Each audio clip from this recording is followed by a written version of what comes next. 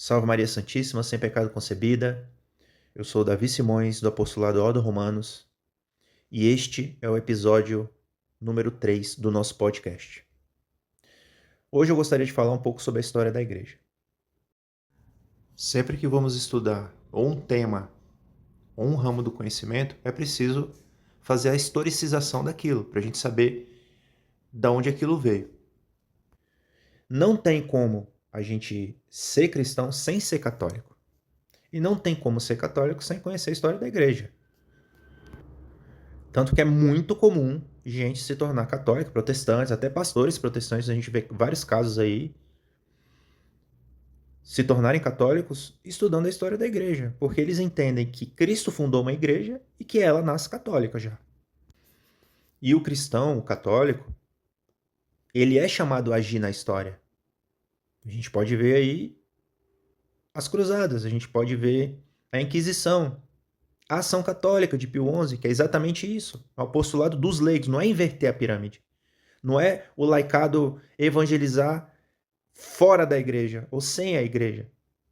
Mas Pio XI ensinava isso. E é algo que a igreja sempre chamou a gente a fazer. Evangelizar. A gente não pode separar o cidadão do crente. A gente tem que ser católico em casa, mas também na rua, e anunciar Cristo onde a gente for. É bem habitual as mentalidades mais efeminadas, e até as mulheres também, isso é muito comum. Elas falam, não vamos rezar, não vamos lutar não, o mundo já está decadente, mas não é assim que as coisas funcionam. A luta ela já santifica de alguma forma, mesmo que não tenha vitória. A gente tem que fazer tudo o que a gente faz, tem que ser de forma desinteressada. Precisamos ser católicos em casa, mas também nos nossos deveres de Estado, na escola, no trabalho, anunciar Cristo em todos os lugares. O Chesterton ele falava que quem se torna católico passa a ter automaticamente 2000 anos. E é bem verdade, porque quando a gente se converte, pelo menos deveria ser assim com todo mundo, a gente entende que a partir dali, daquele momento, a gente não tem mais vontade própria. A gente não tem mais opinião. A partir daquele momento, a gente fala o que diz a doutrina da igreja. É uma submissão total. A Deus é mais importante a submissão, que é dedicar nossa vontade a Ele 100%, né, identificar a nossa vontade com a vontade dele, do que a fé ou do que as obras. Primeira vontade, nossa vontade identificada com a de Deus. A partir daquele momento a gente se esvazia de nós mesmos, né? Nós nos esvaziamos de nós mesmos e Cristo passa a pautar a nossa vida. Então largar a curiosidade, largar nossas opiniões e nossa vontade. A história da igreja é, na verdade, a história da humanidade. É impossível compreender de forma exata a humanidade sem entender essa trama que é a nossa redenção. A queda, a encarnação do verbo, né? O tempo escatológico, né, com a parousia, que é a volta de Cristo. Quando Adão e Eva caem, tem a queda de Adão e Eva, que eles são expulsos do paraíso, Lúcifer caiu por causa do orgulho, da soberba, e Adão e Eva caíram, né, influenciados por ele, claro, mas caíram por causa da desobediência, também da gula, porque muito provavelmente aquele fruto era bem, aparentava ser muito saboroso, mas a partir dali começa a espera pela vinda do Redentor. Tanto que esse período do advento que a gente tem no calendário litúrgico é justamente isso. Adão e Eva cai e é o período de espera até o Natal, que seria o nascimento do nosso Senhor Jesus Cristo. Então a gente sabe que depois disso a humanidade atingiu um nível de animalidade, de decadência muito grande. E Deus escolhe Noé, que era um justo. Todos conhecem essa história. Tem a Arca de Noé, ele tinha 3 filhos. E todos nós somos descendentes. A igreja fala que é a monogênese, né? Todos nós viemos de um primeiro casal, certo? E também todos nós viemos de Noé, desses 3 filhos de Noé, Cam, Sem e Jafé. Mas há uma maldição, e Noé amaldiçoa Cam. É um assunto bem controverso e politicamente incorreto para ser muito minucioso aqui, mas além de Cã, Noé tinha Sem e Jafé. E a igreja, ela nasce justamente desse encontro entre Sem e Jafé. Sem, como o nome já diz, dá origem aos semitas. E Jafé dá origem aos, principalmente os povos europeus, arianos, mas também Jafé dá origem a Javã, que dá origem aos jônios, né, que seriam os gregos. A filosofia ela nasce ali na Ásia Menor, hoje Turquia é uma colônia de jônios, né, com Tales de Mileto. Então lá na frente, a igreja é esse encontro, é a revelação que Deus dá para os semitas com a filosofia dos gregos, né? A partir desses descendentes de Sem, principalmente a partir de Abraão, Isaac, Jacó e assim vai, Deus ele seleciona em meio aos pagãos aquele povo que no qual ele viria, ele encarnaria. Por isso que ele é muito rígido no Velho Testamento, porque ele está disciplinando aquele povo que também é bem rebelde em meio a muitos pagãos. Então ali ele quer diferenciá-los, ele quer discipliná-los e também diferenciá-los dos pagãos, dos adoradores de demônios em que eles viviam cercados. Então, uma forma de vestir diferente, uma forma de se portar diferente, etc. A fé e a caridade são virtudes teologais, ou seja, elas são infusas por Deus na nossa alma. A gente não consegue obter por nós mesmos a fé nem a caridade. O protestante ele não entende o que é a fé e a caridade. Eles não vivem na graça, eles não têm a doutrina reta. E, na verdade, a fé é a adesão da inteligência a toda a verdade revelada. Certo? Não é? É algo intelectivo que os protestantes transformaram para algo, rebaixaram, né? Para algo dos sentidos, né? Então virou algo ligado à sensibilidade. É um sentimento. Eu tenho minha fé, você tem sua fé, cada um sente a fé que quer, né? E a caridade para eles seria o mero assistencialismo. Caridade, na verdade, caritas é amor. Amor a Deus. Então tudo que a gente faz vem da fé, que é a adesão da inteligência a toda a verdade revelada, e com a caridade, que seria o amor a Deus. Então tudo que a gente faz, se a gente ama o próximo, é porque a gente ama por causa do amor que a gente tem a Deus, certo? Então a nossa vontade ela é uma potência superior, assim como a inteligência, e a fé é um ato intelectivo, mas a fé, a esperança e a caridade são virtudes teologais. A gente não obtém por a gente mesmo, por nós mesmos. Essas virtudes teologais elas são infusas por Deus. Quando a gente tem a fé, a adesão da inteligência, toda a verdade revelada, pode ter certeza, não foi por mérito nosso, foi chamado de Deus. Só que a vontade, que é a nossa potência superior, ela precisa querer aderir antes de buscar Deus de alguma forma, né? Então, quando a gente se torna católico, a gente só se submete à doutrina da igreja. Então, a gente precisa, com essa total submissão, compreender a doutrina da igreja para a gente poder seguir de forma reta, correta. Quando a gente se torna católico, não tem mais eu penso, eu acho, eu imagino. Não, é o que diz a doutrina e acabou. E é aí que a gente vai decidir se a gente acredita na igreja ou em nós mesmos, no nosso próprio julgamento. E para sermos bons católicos, a gente precisa realmente, assim, de capital importância, conhecer a doutrina, mas também a história da igreja. Sem isso, a gente não consegue ser verdadeiramente católico. É muito comum, no âmbito acadêmico, chamar história de ciência. Na verdade, não existe uma história com H maiúsculo, independente. A escola de análise do Jacques Legoff e do Bloch tem muito essa pretensão, né? De transformar a história em ciência, uma história aliada com, sei lá, com a sociologia, né? Ter mais um pensamento crítico em relação à história, porque tem aqueles que já usam mais ramos, né, das ditas ciências humanas ou ciências sociais para fundir a história, né? E tem aqueles que falam assim, não, eu sou um historiador totalmente neutro, eu não faço juízo de valores, eu só relato as coisas como estão. Mas não é bem assim. A história hoje ela está muito envolta de narrativa. Aquela frase, a história que prevalece é dos vencedores, é a mais correta que existe. Então não tem um cara que fala assim, eu sou um historiador neutro. Lógico que não. O problema é que o Karl Marx ele faz isso com a economia. Ele utiliza da economia para ali envenenar com suas ideias luciferianas, satânicas.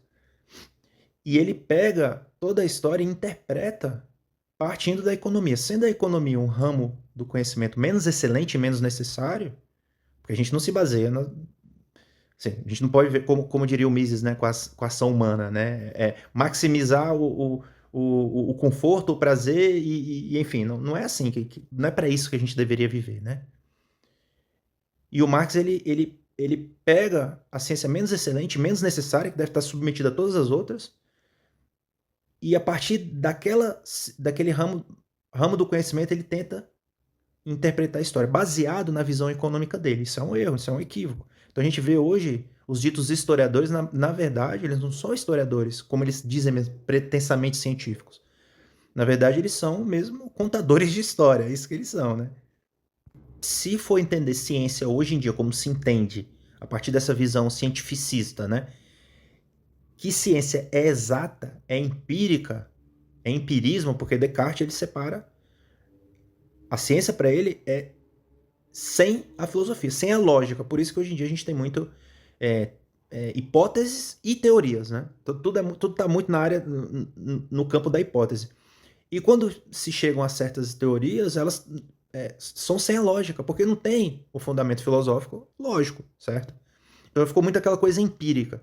Se a gente for olhar por esse aspecto, história não é ciência. Na verdade, nem a tal ciências sociais, isso não existe. A gente não pode estudar o ser humano como peixe no aquário, como rato na gaiola, como queria Skinner, por exemplo. Não tem como a gente repetir, sei lá, ter um novo Napoleão, ter um novo, sei lá, um novo Mussolini, não tem como repetir isso. As pessoas não vão agir da mesma forma, às vezes até em situações parecidas elas não vão agir da mesma forma. Não tem como haver uma ciência, se a gente for entender ciência a partir daí, desse ponto de vista puramente empírico, não existe ciência no âmbito das humanidades, é impossível. Ainda mais hoje em dia que toda a academia está influenciada pelas ideias judaico-maçônicas. O próprio Karl Marx, ele vê realmente, ele tem essa interpretação da história baseada na economia, uma visão de mundo economicista. O Mises também faz isso, por exemplo, com a ação humana. É basicamente assim, o homem está aqui para obter prazer, para maximizar seu prazer e seu conforto. Muitos historiadores falam, e até consenso, porque os portugueses chegaram aqui porque estavam em busca de especiarias. Não, os portugueses vieram para salvar almas, porque eles continuaram essa expansão que começou nas Astúrias e foi, né, Granada, até Granada, né, retomaram a Península Ibérica e se expandiram pelo mundo. Nós somos frutos dessa continuação da Reconquista. Então hoje é muito comum verem a história partindo do ponto de vista economicista. Isso é um vício marxista, né? E marxiano também, criado pelo próprio Marx. Como um cruzado, um nobre cruzado que estava lá no conforto do seu castelo, né, com a sua família, ou com seu feudo lá, seja o que for, como um cruzado nobre vai sair da Europa e vai andar até o Oriente Médio para obter riqueza se ele já tinha na Europa. Sabe? Então nem tudo a gente tem que interpretar sob esse ponto de vista.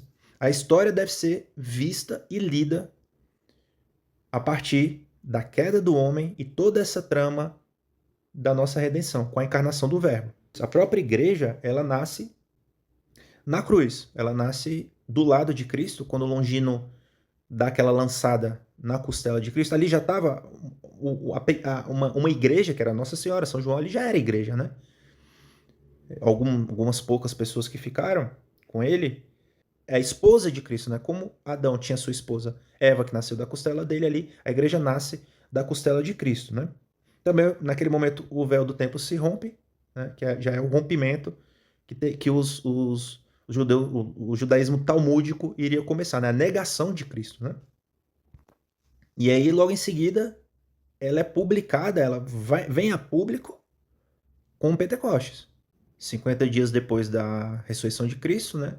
10 dias antes do Pentecostes, Cristo tinha subido aos céus e Nossa Senhora e os apóstolos se recolheram com medo dos judeus para rezar. Tanto que foi a primeira novena, né? A novena ela vem daí, a origem da novena, né? São 9 dias de oração que eles ficaram lá rezando. E ali vem o Espírito Santo, se eu não me engano, 9 horas da manhã, ele vem e, a partir dali, como Babel, né, teve a Torre de Babel, que Deus confundiu as línguas, ali eles estavam falando todas as línguas, que seria a reunião, as nações iriam professar a fé em Cristo. Nossa Senhora, ela instrui muito os apóstolos, eles estão sempre perto dela, sempre está perto deles, e com essa vinda do Espírito Santo, como Cristo mesmo tinha prometido, eles ganham essa força para poder se espalhar pelo mundo e seguindo a mensagem de Cristo, como ele mesmo falou, né? Para eles irem pelo mundo e batizar em nome do Pai, do Filho e do Espírito Santo. A igreja ela começa muito para dentro, né? Focando nas coisas, na liturgia, em admitir novos fiéis, os catecúmenos, aquela coisa toda muito focada nela mesma, porque ela estava ali, na maioria das vezes, em ambientes extremamente hostis. Eram os três grandes inimigos, o Império Romano, as heresias, principalmente baseada na gnose, no luciferanismo mesmo, no esoterismo e tal, que eles queriam. Os esotéricos eles sempre arrumam forma de inocular ali suas ideias em religiões e coisas do tipo. Sempre tem um ramo esotérico, né, de todas as religiões. O cristianismo nunca aceitou isso. É a única religião que não tem um ramo esotérico. Tem, mas não dentro do catolicismo, né? E também os judeus, né, que os perseguiam muito. Eles começaram frequentando as sinagogas, até uma controvérsia entre São Pedro e São Paulo, porque São Pedro ainda tinha uma mente muito judaizada, era muito judaizante, ainda queria circuncisar. E Paulo, mesmo tendo sido muito judeu, tendo perseguido os cristãos, ele vai contra isso, tanto que isso dá origem ao primeiro concílio da igreja, que é o protoconcílio de Jerusalém, certo?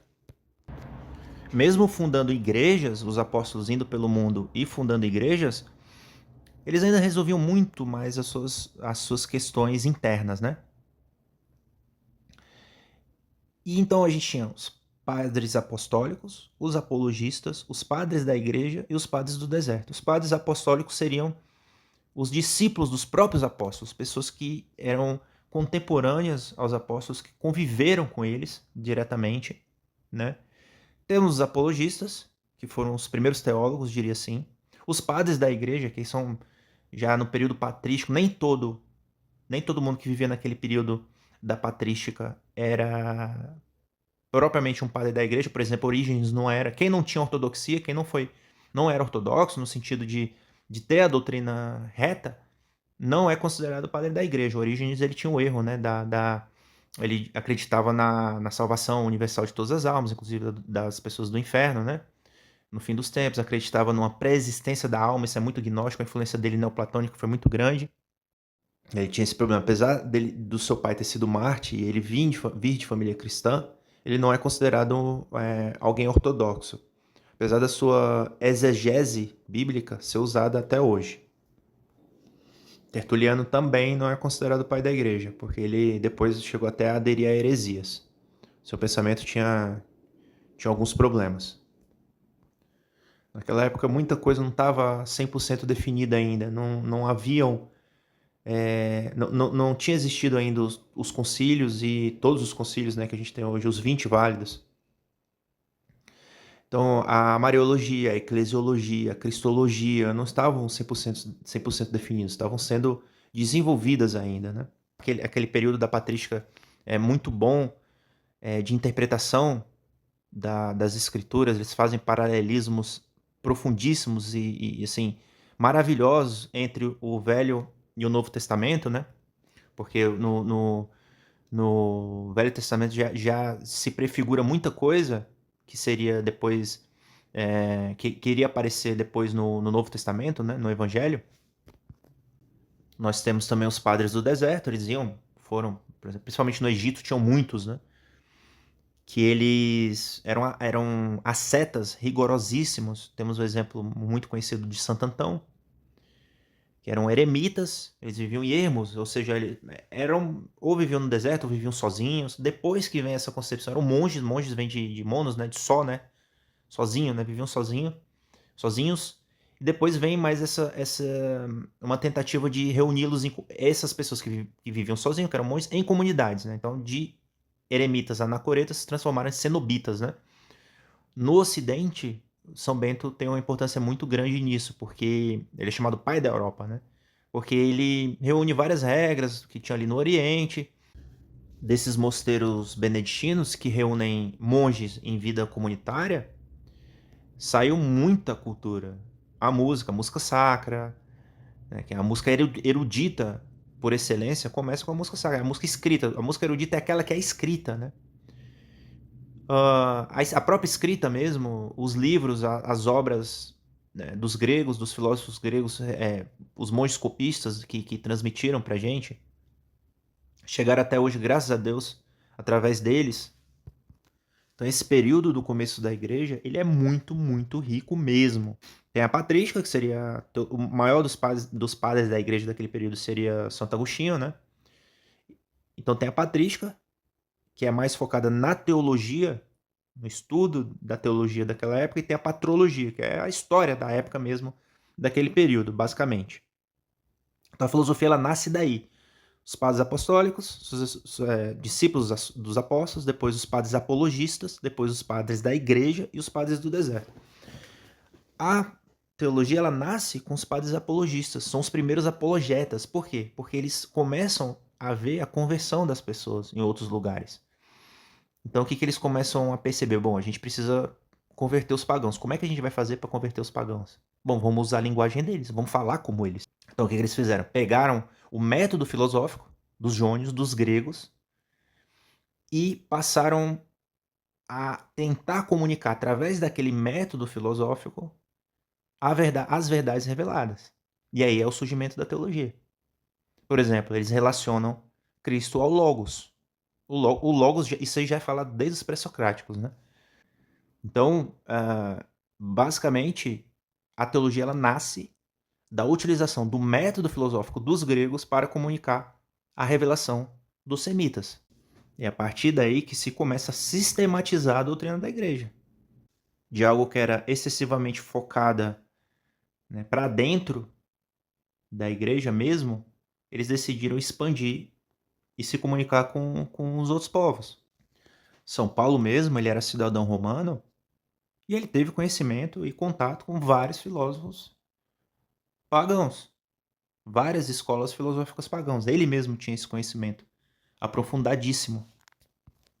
Então os cristãos começam a se expandir através da apologética, eu falo isso no episódio 2, sobre essa questão da expansão dos cristãos no Império Romano, que se deu às famílias numerosas, ao heroísmo também, né? A superioridade moral também. Os pagãos viram também a superioridade cultural dos cristãos.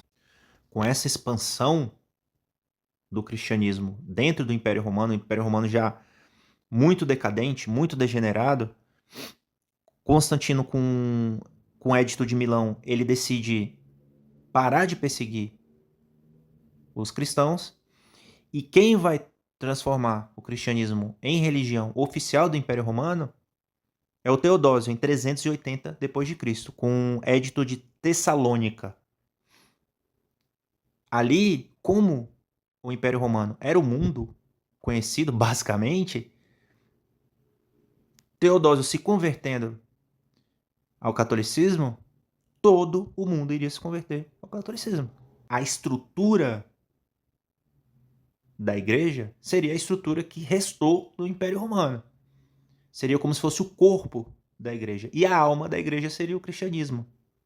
A alma daquele império. Então eles tiraram a alma pagã e colocaram a alma cristã. Mas ao se converter, toda aquela estrutura, aquele aparato que Roma deixou, se converteu e passou a ser usado, né, a serviço do cristianismo, do catolicismo.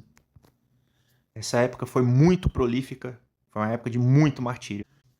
Não era algo constante, tinha períodos de muita perseguição, tinha períodos de pouca perseguição, mas foi uma época de muito heroísmo. Quem perseguiu mais, o imperador que mais perseguiu os cristãos foi o Diocleciano. Foi nessa época o martírio de São Jorge. São Jorge ele foi perseguido com o Diocleciano. São Jorge era da região ali da Turquia, que hoje é a Turquia, e ele era um soldado romano, era de família nobre, cristã. E um dia ele largou tudo, largou as armas, largou tudo, começou a se vestir como um eremita, né, uma pessoa simples, e entrou. Ele tinha muita influência naquela época, era um cavaleiro romano, inclusive, era da cavalaria, e ele começou a entrar na corte do Diocleciano e falava: ó, vocês são tudo pagãos, vocês estão tudo errado, todos os deuses dos pagãos são demônios, se convertam. E aí houve a tortura, né? Inclusive, torturas horríveis. São Jorge sofreu com torturas horríveis. Né? Chegava depois para ele e falava: olha, cara, se você quiser, acende um incenso aí que a gente te liberta. Ele falou: não acenda, não vou acender incenso para demônio, não. Diocleciano colocou sal nas feridas dele, nas chagas dele, ficou com o corpo todo chagado, torturas horríveis, e nunca negou a fé. São Jorge nunca negou a fé dele. E ele não morria, até cortar a cabeça dele, para ele poder morrer.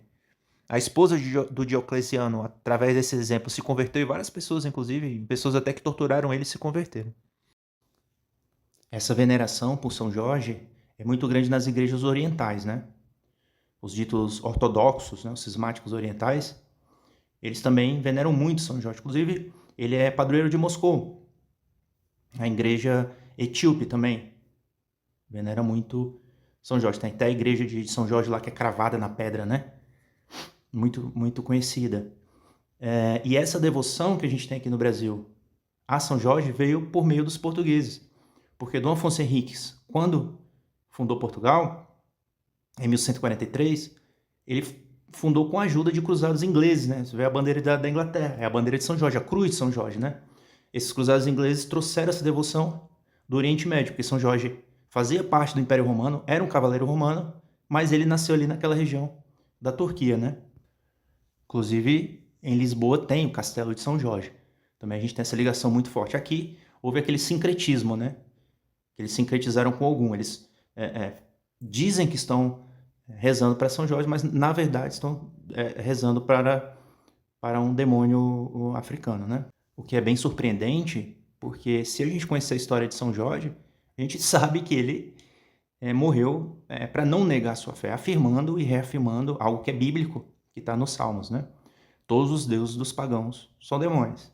Ele preferiu morrer da pior forma, como muitos mártires daquela época, do começo da igreja, do que acender um único incenso, né? Serem devorados por leões, né? Serem crucificados, né? Do que negar a sua fé, negar a cruz, ou se envergonhar da cruz, né? Sejam demônios africanos, sejam demônios nórdicos, gregos, romanos. A gente sabe que o cristianismo ele veio justamente, o Deus católico, o Deus cristão, né, que ele encarna, né, na segunda pessoa da Santíssima Trindade. O Pai cria, o Filho salva e o Espírito Santo santifica. O Deus, que é unitrino, ele é ciumento. Ele não admite concorrentes, ele tem toda a sua majestade, ele é criador, né? Criou tudo do nada, né? A gente acha que é dono de alguma coisa, né? Mas não, ele é dono de tudo, ele é senhor de tudo, né? Então, os demônios eles realmente tentam imitar Deus. Muita gente fala assim, não, porque a Bíblia ela é imitação, pegou umas coisas dos cultos pagãos, ou então que Maria é representação, sei lá, de Ceres, ou de alguma deusa lá não sei da onde, Deus entre aspas, né?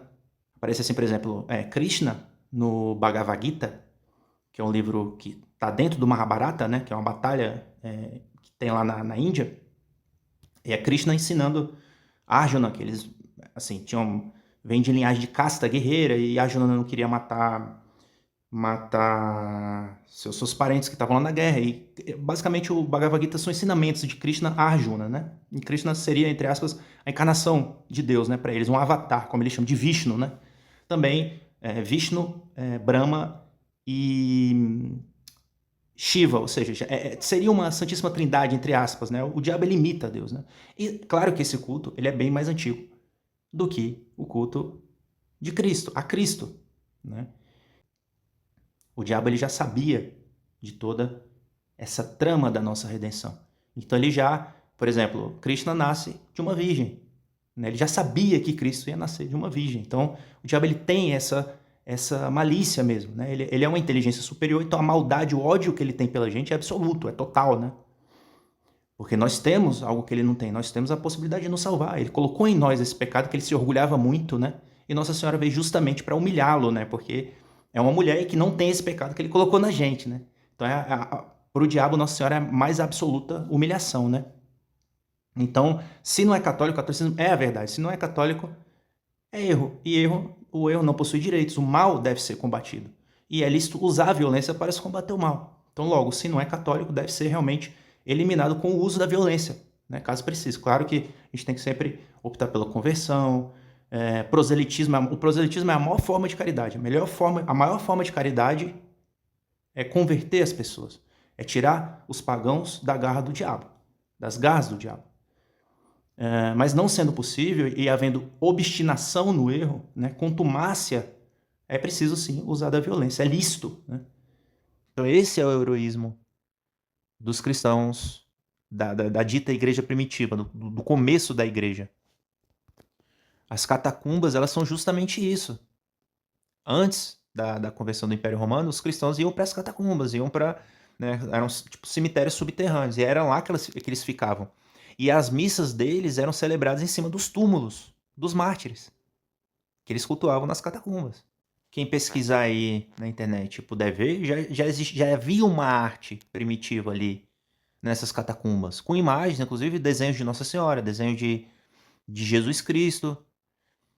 E tanto que hoje em dia, quando um padre está lá no altar celebrando a missa, naquele altar sempre tem a relíquia de um santo mártir, dentro de uma pedra chamada Pedra d'Ara, né? Eles colocam lá o altar católico, o altar em que se celebra o sacrifício incruento de Cristo, ele sempre tem ali uma relíquia do Santo Mártir, justamente para rememorar isso, né? E a tradição sempre disse, porque a Igreja Católica ela é um tripé. Ela é a Escritura, da qual ela mesma compilou, a Igreja compilou. Santo Agostinho ele falava, eu só acredito nas Escrituras porque a Igreja manda.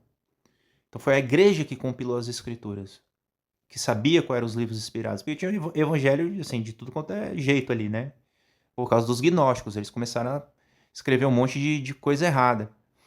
Evangelho de Maria Madalena, evangelho de Judas, coisas do tipo. Então a igreja sempre disse que a igreja é esse tripé, tradição oral, que vem de tradere, né, de transmissão. Quando, por exemplo, no direito até hoje usa isso. Quando a gente vai efetuar uma compra no direito civil eles falam isso. Quando você vai efetuar uma compra, você está fazendo uma tradição, você já está transmitindo o dinheiro para alguém, né? Então a tradição, as escrituras, compiladas pela própria igreja, e o magistério. Magistério vem de magister, né? De ensinar, de instruir. A igreja ela tem essa faculdade, esse poder, né? De docência, de ensinar. Claro que desde que não haja, né, contradição entre o que Cristo disse, entre o que o Evangelho diz, entre o que a tradição diz. É um magistério que a gente pode ver que há, desde o Concílio Vaticano II, realmente uma contradição. Não há mais, objetivamente, né, de forma evidente, a coerência com o que é ensinado hoje e o que foi ensinado antes do Concílio Vaticano II. Então essa mesma tradição que também nos ensina, essa tradição oral, ela dizia que São Pedro, que a Basílica de São Pedro foi erguida, né, em Roma, hoje o Vaticano, foi erguida sobre os restos mortais de São Pedro. E na década de 30 começaram essas escavações e realmente se constatou que ali está, embaixo da Basílica de São Pedro, tem um mundo de catacumbas romanas ali, né, de mártires, inclusive São Pedro está enterrado lá. Tem os restos de São Pedro está sob a Basílica de São Pedro. Então, Pedro ele sempre teve o primado. Isso é bíblico, né? Sobre essa pedra eu edificarei a minha igreja, a gente sabe disso. E os padres da igreja, os mais antigos, eles diziam isso, né? Onde está Pedro, está a igreja, né? Santo Agostinho fala, Roma locuta causa finita, ou seja, Roma falou, está falado. Pedro primeiro, então, assim, no começo da igreja, os apóstolos eles começaram a fundar igrejas. Então tinha conhecido como pentarquia, as primeiras 5 igrejas, né? Então tinha Roma, Constantinopla, Alexandria, Antioquia e Jerusalém. Então Roma ela foi evangelizada, né, por Pedro e Paulo. Constantinopla, que era conhecida como Nova Roma, né, seria Santo André. Foi Santo André. Inclusive Santo André era irmão de Pedro, né? Alexandria por São Marcos, no Egito, e Antioquia por Pedro e Paulo também. E Jerusalém por Santiago, certo? Então a igreja, ela nasce em Jerusalém, mas eles se espalham pelo mundo. Então Pedro, ele funda primeiro Antioquia, lá que a gente começou a ser chamado de cristãos, né? E depois ele vai para Roma, né? Um dos argumentos dos ditos ortodoxos, né, dos cismáticos orientais, é que Pedro não tem um primado, porque eles não quiseram se submeter por diversas questões teológicas e políticas, não quiseram se submeter a Roma. Culturais também, houve querelas e controvérsias meramente culturais, que não precisavam terem existido, mas eles dizem que Pedro não tem um primado, mas na verdade Pedro sempre teve, isso está no Evangelho, mas também está na história da igreja. Tanto que quando Pedro primeiro funda Antioquia, depois ele vai para Roma. Quem sucede Pedro em Antioquia é Santo Inácio de Antioquia. E quando iam procurar Santo Inácio de Antioquia para alguma coisa, ele falava, não me procurem, vá para Roma. Porque Pedro está lá. Então Pedro sempre teve o primado. O que é o Papa? Na verdade é o bispo, grosso modo é o bispo de Roma. Só que esse bispo de Roma sempre teve o primado. Então dessas 5 igrejas, chamada Pentarquia, Pedro sempre teve o primado. Inclusive isso é provado na carta de Santo Inácio de Antioquia, chamada Carta aos Romanos, que ele explica realmente ali, né, ele é sucessor direto de Pedro em Antioquia. Ele explica ali realmente que Pedro tem o primado. E Santiago ali, ele evangelizou ali muito em Jerusalém, depois ele foi para a Espanha, né? Santiago de Espanha. Tanto que a primeira aparição de Nossa Senhora, na verdade, é uma bilocação, ela ainda era viva, né? Nossa Senhora do Pilar. Santiago estava na Espanha, tanto que o caminho de Santiago é justamente isso, né? É o caminho que ele faz até o mar ali, né? Por isso tem aquela concha, aquele simbolismo da concha. Todos os grandes santos fizeram, e muita gente já fez, em toda a história, esse caminho, né? São Francisco fez, por exemplo, muitos fizeram. E Santiago estava lá muito triste, porque estava sendo muito maltratado pelos pagãos, e Nossa Senhora apareceu para ele sobre um pilar de jaspe, né? E esse pilar tá até hoje, ele não pode ser movido, não dá para ser movido. Então, é a primeira aparição da Nossa Senhora, e na verdade é uma bilocação. Então, ela sempre esteve ali, perto da igreja, e sempre auxiliando a igreja, próxima da igreja, enquanto era viva. A Virgem de Vladimir, que é um ícone muitíssimo antigo, ele foi pintado sobre uma mesa que Nossa Senhora comia. Pintada pelo próprio apóstolo São Lucas. Ele pintou uma imagem de Nossa Senhora, ela viva. Já a Idade Média, ela já começa, né, com a queda do Império Romano do Ocidente, justamente pela corrupção dos romanos no Ocidente. Então ele cai. Constantino, ele vai para... Tem um período que Constantino sai de Roma e ele vai para Bizâncio, né? Ali era uma terra muito bárbara, ali, com influência mais grega do que latina propriamente. E Constantino, ele funda lá Constantinopla, né? Então fica tendo duas capitais. O Império Romano fica tendo Roma e Constantinopla, né? A nova Roma. Então, por isso que é complicado falar em uma superioridade de alguma civilização ocidental, por exemplo. Porque a Igreja Católica, ela é universal. O nome catolicosa, ela significa justamente isso, é universal. Então, não tem como falar que o Ocidente é melhor que o Oriente, por exemplo. A gente vê que o Ocidente tem seus problemas, como o Oriente também teve. É muito senso comum falar que a Igreja Católica era superior na Europa, sendo que esse conceito de Europa é muito recente. Não existia, existiam vários povos ali. Nunca houve o povo europeu. Isso é coisa depois da Segunda Guerra para cá. Então basicamente era alemão, era italiano, e olha que foram unificadas recentemente. Duas nações unificadas recentemente, era português, era francês. Não havia um conceito de Europa, não existia isso. Então houve basicamente várias cristandades. Se a gente for ver por esse sentido, por exemplo, teve a cristandade mais europeia, teve do que a gente entende como Europa hoje, teve a cristandade menor ali na Península Ibérica, porque o norte da Europa ele já tinha sucumbido ao protestantismo.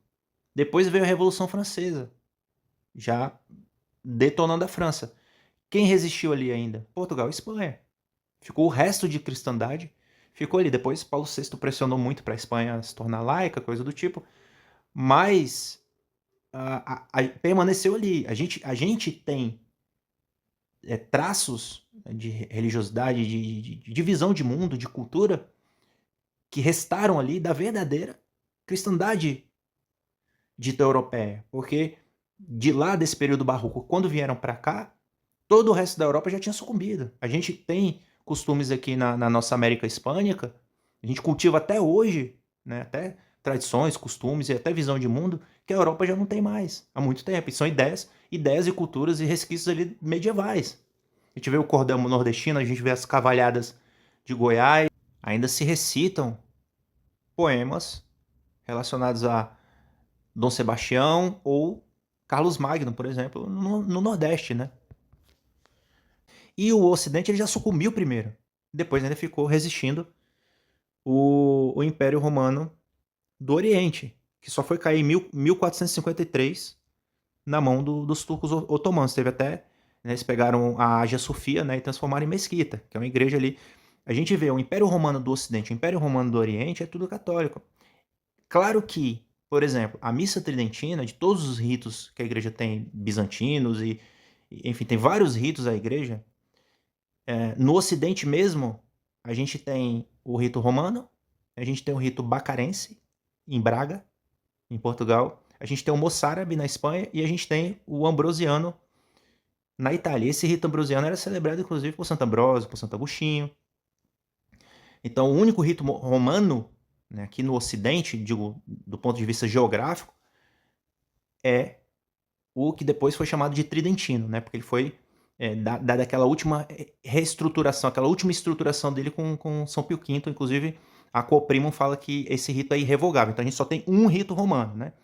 A Missa Novus Ordo, na verdade, ela foi criada do nada, né? Em gabinete. Não seguiu não foi algo orgânico. Claro que houve uma ou outra modificação, e a igreja tem vários ritos, ritos orientais, ritos ocidentais, mas Roma sempre teve o primado, e a missa, chamada, né, hoje em dia de tridentina, ela é mais perfeita. Por quê? Porque ela foi, mesmo seguindo, né, essa organicidade, ela foi estruturada pelo sucessor de São Pedro, né? Chamam Santo Agostinho de o primeiro medieval, né? Então, quando ali começa a Idade Média, só que já é a queda do Império Romano do Ocidente. Só que assim, a Idade Média ela foi 1000 anos. Teve altos e baixos. A gente não pode pegar a Idade Média e colocar assim, como se ela tivesse sido uniforme. Não. Na verdade, a Idade Média, abarcando 1000 anos, é metade da história da igreja. É muita coisa. Então, houve vários períodos na Idade Média. Podemos ver aí nossos irmãos orientais de várias igrejas, 23 igrejas suiures, né, católicas, eles têm espiritualidade própria, eles têm um código de direito canônico próprio, eles têm ritos próprios, mas ainda assim católicas. E a gente vê o heroísmo deles, a gente não consegue conceber o que eles vivem lá. E também não consegue, não dá para comparar com o que a gente vive aqui, porque a gente vive uma vida burguesa, cômoda, conformista. Eles não, eles vivem na guerra. Se a gente citar, por exemplo, os greco-melquitas em meio aos islâmicos, se a gente citar os maronitas que nunca romperam a comunhão, foi a única igreja que nunca rompeu a comunhão naquela região ali da Síria, né? Se a gente vê os armênios, por exemplo, nossos irmãos cristãos armênios, o primeiro genocídio, né, que recebeu esse nome, né, nas mãos dos turcos, né? Os irmãos ucranianos também, no meio dos cismáticos, no meio dos bolcheviques, né, sofrendo martírio, né? O próprio exemplo do São Josafá, né? O bispo São Josafá, que nunca negou a fé católica, ali, os irmãos ucranianos. Então eles vivem na guerra mesmo. Cristãos, 30% da população palestina é formada por católicos, por cristãos. É uma narrativa tipicamente sionista, relacionando toda a população palestina ao Hamas. E não é. Não é assim que funciona. Então, nesse período mal chamado medieval, por que medieval? Porque ele está naquele. Eles decidiram colocar como se fosse no meio, né? Que seria da antiguidade, aí tem esse período de 1000 anos medieval de obscuridade, segundo eles, né? Os renascentistas, depois os iluministas que propagaram muitas mentiras. E aí depois tem o renascimento, que é a repaganização dessa cidade. Então eles renascem, né? Uma coisa. Essa foi a ideia deles, né? Mas não tem outro nome para dar para essa época, né? Então a gente vê ali períodos bons, períodos ruins, períodos de peste, mas períodos, por exemplo, de progresso científico. O método científico surgiu ali. Orlando Fedeli, ele falava, as trevas da Idade Média são as trevas da nossa ignorância. Né? Os morcegos da modernidade não conseguem enxergar as luzes da Idade Média. Ali eles tinham um fascínio, inclusive, muito grande pela luz, tanto que o estudo da ótica progrediu muito. Temos Roger Bacon, Alberto Magno. No começo era mais Platão, o pessoal estudava mais Platão. Depois passaram... As obras de Aristóteles eram muito mal vistas porque eram muito estudadas pelos árabes. Então eles só foram descobrir Aristóteles muito depois, né? Já na Baixa Idade Média, né? Então, o Aristóteles, como ele é, entre aspas, um cientista da filosofia, ele tem essa questão de ser rigoroso, de sistematizar tudo, isso trouxe muito para eles também na teologia. Meio que a escolástica meio que submete a teologia e a filosofia um pouco, né?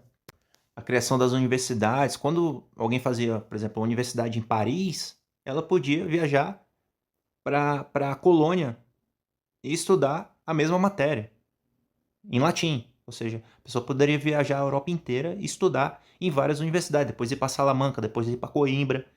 Então a criação das universidades, muita gente fala assim, a Idade Média é a Idade das Trevas. Aí vai para a Europa para visitar o quê? O Monte São Miguel, na França, ou vai dar aula na escola de Salamanca, ou vai ver a Catedral de Colônia, que é lindíssima, né, um gótico lindíssimo. A criação dos hospitais, a caridade, tipicamente católica. Não existia esse conceito na antiguidade de caridade, né, de ajudar os mais fracos, os pobres. A própria cavalaria, que era algo tipicamente germânico, né, que a igreja batiza aquilo ali, né, germânico e bárbaro, e a igreja dá uma batizada naquilo. Então os próprios cavaleiros, eles defendiam, eles tinham esse código moral, né? Esse código de conduta, de defender os mais fracos, de defender as viúvas, os idosos, as crianças, né? Não usar o seu poder para cometer injustiças.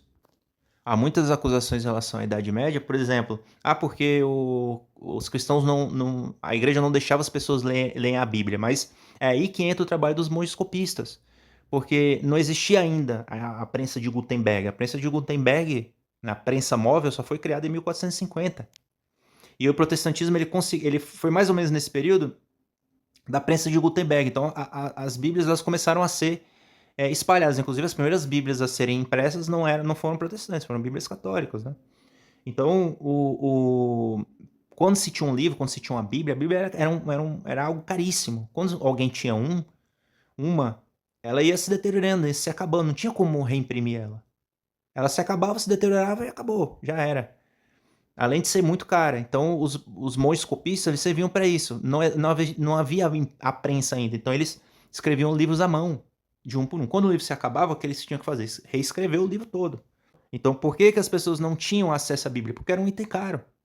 Então, o que a igreja fazia para evangelizar? Usava da arte. E é aí que você vê as imagens, é aí que você vê as esculturas, é aí que você vê o gótico. Você entra numa catedral gótica, tá toda ali, tá tudo ali. Né? Um camponês muito humilde sabia mais da Bíblia do que a gente hoje em dia. Né? Não tinha um livro, mas toda a vida deles era permeada pelo cristianismo, pela piedade. Né? Os dias tinham o Ângelus, 6 horas da manhã, meio-dia, 18 horas. Né? Tinha oração, depois que apareceu o texto, né, com São Domingos. Tinha oração do texto, tem as missas. Então a igreja pautava o dia, pautava a semana, pautava o mês, pautava os anos. Né? Não era... Gilberto Freire ele até fala, para mim o maior intérprete do Brasil, ele falava que foi o inglês que começou a pautar a vida das pessoas com o tic-tac do relógio. Antes a vida das pessoas era pautada pelo sino das igrejas, né? As inquisições, não houve só a inquisição da igreja, houve inquisições estatais também, do Estado. Elas foram os tribunais mais justos que já existiram. Inquisição vem daí de inquérito, ele criou inquérito jurídico, de investigação. Antes das inquisições, as pessoas acusavam e quem era acusado tinha que provar que não era culpado. Depois não, ali surgiu o inquérito, ali surgiu o advogado de defesa. né? Não era todo mundo que era queimado em fogueira, não era assim que as coisas aconteciam, né? As pessoas eram admoestadas, as pessoas eram instigadas a mudar. Inclusive, o próprio fogo da fogueira, ele tem esse sentido, né? Ele tem um sentido purificador e penitencial mesmo, né? Houve inquisições estatais e houve inquisições da própria igreja. Por exemplo, a Inquisição Espanhola, ela foi instaurada por Isabel e Fernando. Foi excelente, inclusive, mas não era da igreja propriamente, né? A gente tem que também houve inquisições luteranas, houve inquisições calvinistas. As pessoas na Idade Média pautavam suas vidas pela Igreja Católica. Então a gente fala assim, porque a igreja dominava. Não era a igreja que dominava, a igreja não teria o poder de dominar se o povo não tivesse colocado ela naquela posição. Era o povo que amava a igreja, o povo amava Cristo, o povo via essa continuidade de Cristo e da sua igreja. Quem construiu as catedrais não foi um arquiteto que foi lá e colocou o nome dele, não, era o próprio povo. Aquilo ali, uma catedral de Colônia, por exemplo, aquilo foi construído pelo povo. Eram pessoas do povo que carregavam pedras nas costas e construíam essas igrejas e essas catedrais. Não tinha um arquiteto, não. E o povo mesmo odiava tudo que não fosse católico. Tinha ódio absoluto, ódio mortal, qualquer coisa que não fosse católico. Então eles começaram a ver, aparecia herege, aparecia gente, né, que não professava fé, que não vivia o catolicismo, que era contra a igreja. O que eles começaram a fazer? Começaram a linchar e matar. E o que a igreja fez? Pegou os dominicanos e os franciscanos, que eram ordens mendicantes, que não poderiam ser corrompidos pelo dinheiro, né, pelo suborno, e colocaram eles para julgar essas situações. A gente sabe que tem um povo que não é tão bem quisto e que todas as nações do mundo expulsou, e inclusive há casos de envenenamento de poços e terem matado cidades inteiras, né? Envenenar os poços das cidades com cadáveres com peste negra, né? Matando todo mundo. Os ataques contra a Igreja Católica nasce realmente da ignorância da verdade, porque a nossa natureza caída faz com que a gente tenha essa tendência mesmo, né? A ignorância da verdade e a concupiscência, né? Na verdade são três concupiscências: concupiscência da carne, dos olhos e a soberba da vida. E se a gente não está na graça, fica difícil, né, entrar no núcleo do cristianismo, do catolicismo, entender o que ele é, né? É preciso realmente de um auxílio da graça, de um chamado de Deus, porque envolve verdades que foram reveladas, que não podem ser acessadas pelo mero uso da razão. A razão natural não é suficiente para acessar o cristianismo.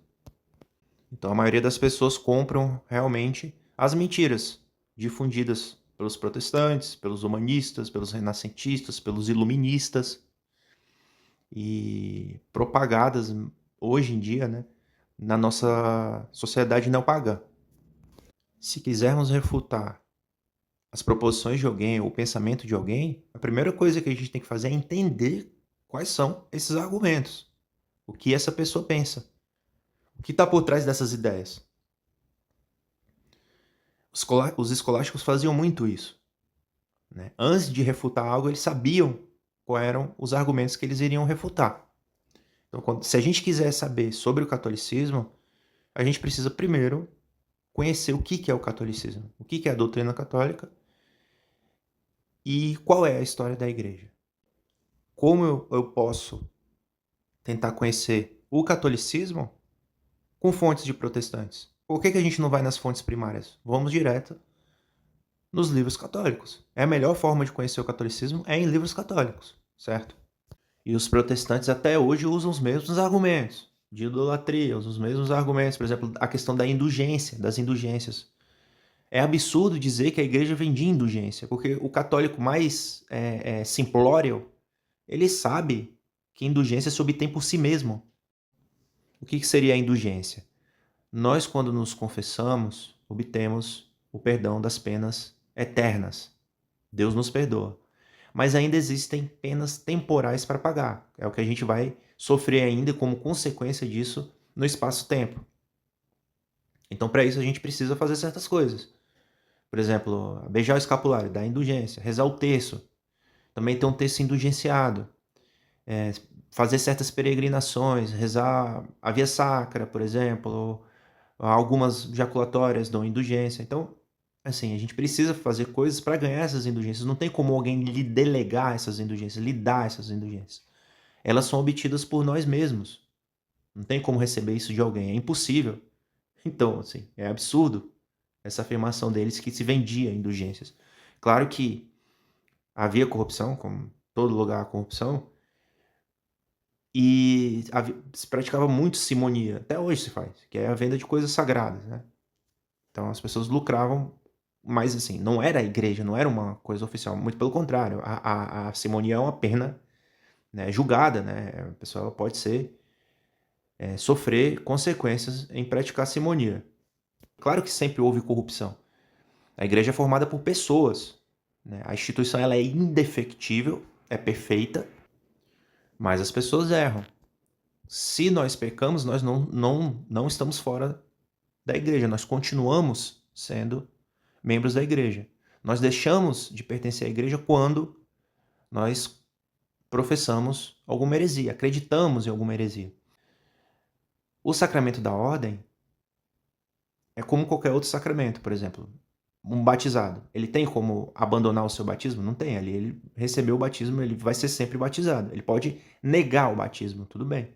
Assim como um padre, né, que recebeu o sacramento da ordem, ele pode negar o sacramento da ordem dele e pode viver como uma pessoa mundana. Mas tendo recebido o sacramento da ordem, ele vai ser sempre padre.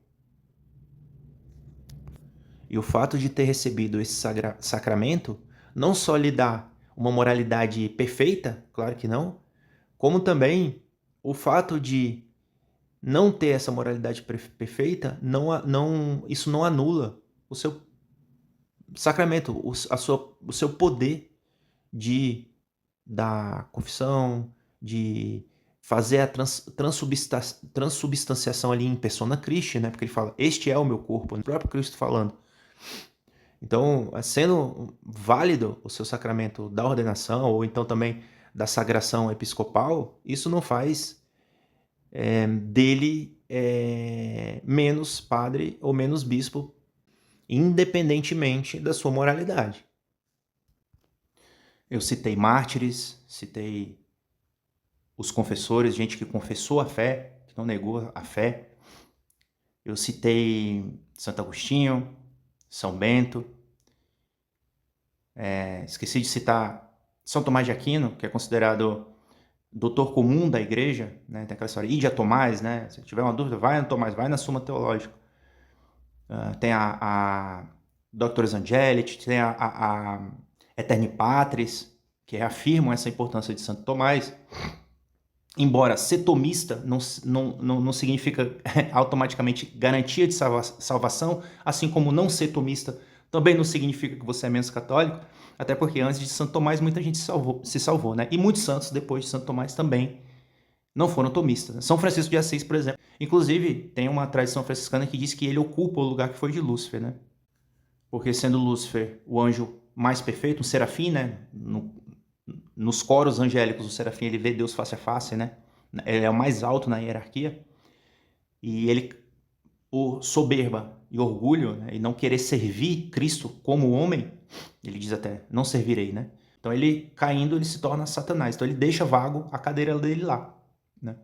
E São Francisco, ele, por sua humildade, ele ocupa aquela cadeira que era de Lúcifer. Ele era o oposto, né, de Lúcifer. Lúcifer cai por causa da soberba e, São Francisco, sendo um alter Christus, não para substituir Cristo, mas por ter imitado Cristo de forma mais perfeita, né, ele ocupa hoje a cadeira vaga deixada por Lúcifer. Isso é uma tradição franciscana. Lúcifer caiu por causa da soberba, a gente caiu por causa da desobediência, e a melhor forma que a gente tem de restaurar nossa condição antes da queda é pela humildade e pela obediência, né? Ou seja, como eu já disse, total submissão à doutrina da igreja. Porque não houve nada que a igreja não abarcou, que a igreja não tratou, nenhum ramo do conhecimento. Tudo o que é bom para a nossa salvação está na sua história, está na sua doutrina. A gente tem os sacramentos, a gente tem os sacramentais que foram deixados, né? A gente tem, enfim, tradição, escritura, magistério. Tem toda a condição para se salvar. Só depende da gente estar aberto, né, à graça, receber a graça, porque nenhuma virtude pode ser adquirida sem o auxílio da graça, né? Então a gente tem toda a condição, se a gente quiser, de se salvar. E se por acaso tem algum assunto que a gente acha que a igreja não tratou, provavelmente é porque não é para a gente saber mesmo. Tivemos também Santo Inácio de Loyola com a Contra-Reforma, né? Um contra-ataque à pseudo-reforma protestante. Teve também o Concílio de Trento, que veio justamente para isso. Foi muito importante nas missões. Santo Inácio de Loyola formou com a Ratio Studiorum dos jesuítas, formou a nossa nação, educou os índios em várias missões ao redor do mundo todo, né? Cristo, inclusive, fala, né? Sede santos como eu sou santo. Ele nos chama à santidade. Nós podemos ser santos, nós podemos nos salvar. Ele dá toda a condição. Se ninguém se salvou, com certeza Deus chamou, é porque ela não ouviu, não quis ouvir, né? Esteve obstinada. Santiago até fala na sua epístola para orarmos uns pelos outros. E eclésia é isso, é assembleia, né? Eclésia é exatamente isso, significa assembleia. Só que essa igreja não é só aquela igreja que a gente está lá no domingo reunido, não. A igreja militante, que é a gente que está militando aqui, né? Somos milis Christi, né? Somos soldados de Cristo, então a gente está militando aqui. Tem aquela frase, né? A vida sobre a terra é milícia. Não, a gente não pode deixar de lutar nunca no âmbito, principalmente no âmbito espiritual. Temos a igreja militante, temos a igreja padecente no purgatório, que são pessoas que morreram em estado de graça, mas precisam ainda purgar suas imperfeições, né, seus pecados veniais. Morreram sem pecados mortais, mas precisam purgar seus pecados veniais. E temos a igreja triunfante, que espera realmente o julgamento universal para ter a ressurreição universal. Eles ainda esperam a ressurreição, né? Eles não estão completos, né? Então, quando a gente reza para os santos no céu, eles também rezam pela gente. E a gente reza pelas almas do purgatório. As almas do purgatório também ajudam a gente. Então, a igreja é isso. Né? A igreja não fica só a gente ali domingo na igreja física, né? Ali também é a casa de Deus, enfim. Mas a igreja também abarca tudo isso. Então, é a igreja, é a eclésia, é essa assembleia, né? Militante, triunfante e padecente. Nós devemos, e também nós da igreja militante devemos rezar uns pelos outros o tempo todo, né? Orar e rezar. Ela é católica porque ela é universal, ou seja, abarca a todos, a todo mundo, né? Todos os seres humanos são chamados à igreja. Ela é apostólica porque é a única que tem a sucessão apostólica. Um bispo foi sagrado por outro bispo, foi sagrado por outro bispo, foi sagrado por outro bispo, assim vai até chegar aos apóstolos, os primeiros bispos, né? E romana, porque daquela pentarquia, Roma sempre teve o primado, isso é incontestável, isso é histórico, não tem como alguém rebater isso, há vasta documentação em relação a isso. Mas em 1962 até 65, houve o segundo concílio do Vaticano. O primeiro foi para definir o dogma da infalibilidade papal, ele não foi completado, não foi finalizado. Embora o dogma tenha sido realmente promulgado, né? Um dogma não é algo que surge do nada, que aparece do nada. Ele antes já era algo que era aceito por toda a igreja. E são verdades de fé que se a gente não aderir a elas, a gente não se salva. Se a gente contestar elas, a gente está fora da igreja. Não é uma repressão, uma opressão da igreja em relação às pessoas. Não, elas são justamente orientações que a igreja dá, né? Então, a partir de João 23, ele disse que o concílio ele foi convocado por João 23 e concluído por Paulo VI. Então, João 23 ele fala que o Concílio Vaticano II era pastoral, mas todo concílio ele é dogmático. Ele vem para definir alguma coisa, ou para definir ou para condenar alguma coisa. Desde o protoconcílio até todos fizeram isso.